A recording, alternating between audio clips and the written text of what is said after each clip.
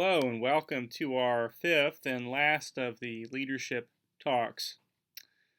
As I mentioned in the very first of these talks, the elders asked me to deliver some messages to you about leadership in the church, and especially about what the New Testament says about elders and deacons. Now, when the elders asked me to do this, they did not ask me to come to one position or another on these matters. They simply asked me to study them up and present them with a communication on it, which I did. And having read it, they then asked me to communicate what I learned to all of you. And so the goal of these talks has been one of education, one of understanding, and then any discussion about decisions will come later. Now, in this last talk, I'm going to provide a summary for the previous talks that I've given, and then I'd like to say something about what all of this means for us here and now at the Church of Christ at Forest Hill. So here's my summary, I think, of the main takeaways from the previous talks. 1. The passages which I have discussed assume the need for leaders. One person cannot do all of the work. 2. In the Church of Christ, these passages are often read as lists of necessary and sufficient qualifications. But nothing in these passages suggests that they should be read that way.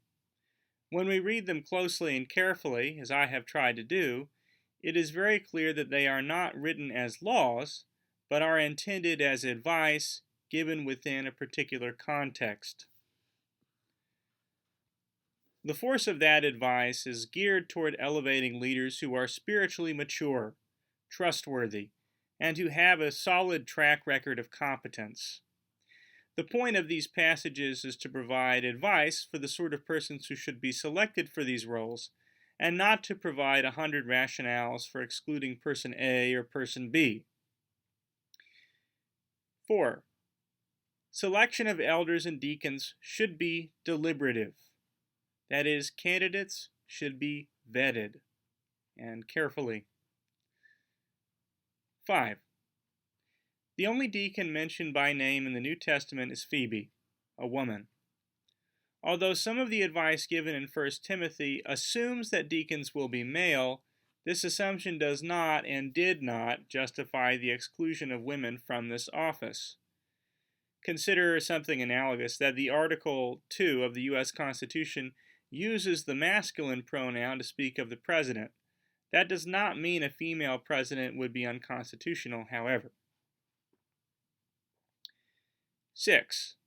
Similarly, although the passages assume male elders, nothing in the passages excludes women from these roles. Nor is there any reason to think that women as a group are incapable or less capable of this work.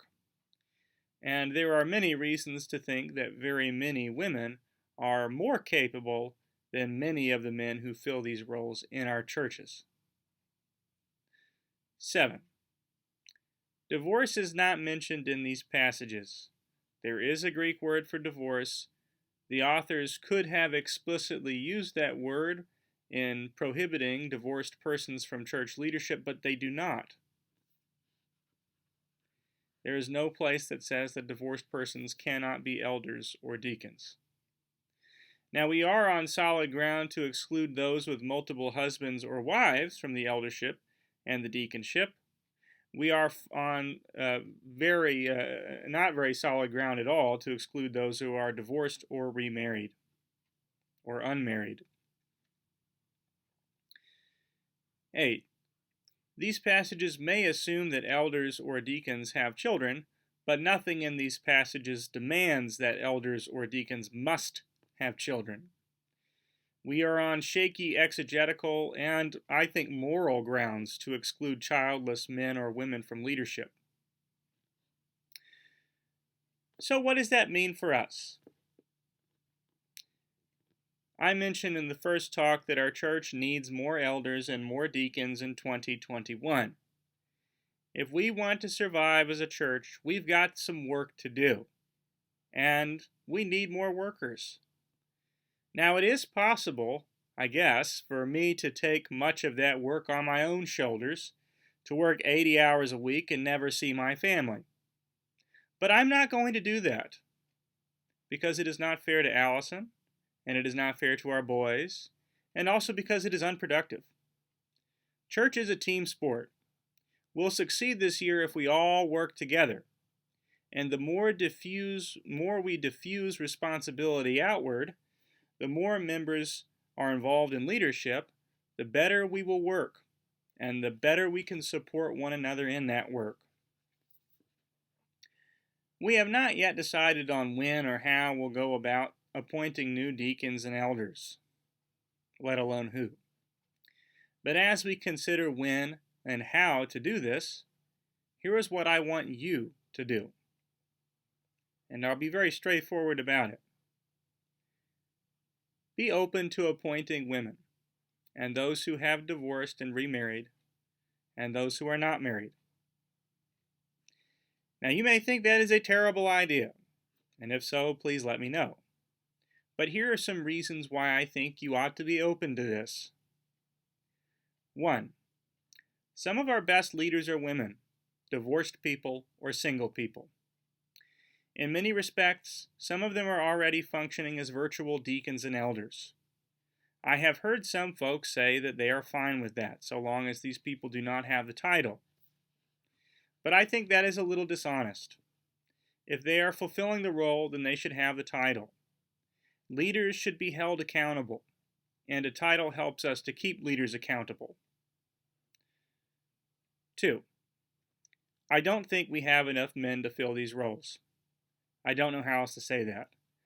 We have more women than men in our church, and many of our men are unable to serve in these positions for reasons of health or other reasons. 3. There just are not very strong biblical grounds from excluding these groups of people from leadership: women, divorced people, those who are unmarried or don't have children. 4. Our current exclusion of women, the divorced, and unmarried people from leadership is a stumbling block for the outside world. Now, it's fine for the gospel to be a stumbling block, but we are explicitly instructed by the Lord, in very sharp terms actually, not to create unnecessary stumbling blocks for others. And in 2021, our continued exclusion of these folks from leadership is an unnecessary stumbling block, and one that we are increasingly unable to justify. Well, I have been very straightforward with you on these things, and I hope you'll be gracious with that and kind. And I also hope you'll be straightforward with me as our congregation talks through these things in the future. Talk to me if you have any problems with any of this. Okay, as I have said, I have no interest of forcing anything upon you or upon this church on this matter, but given the circumstances, I think it should be discussed. And as always, I will do my very best to ensure that our church will travel together on our big decisions. And I ask that you do the same. Thank you, and may God bless you and keep you.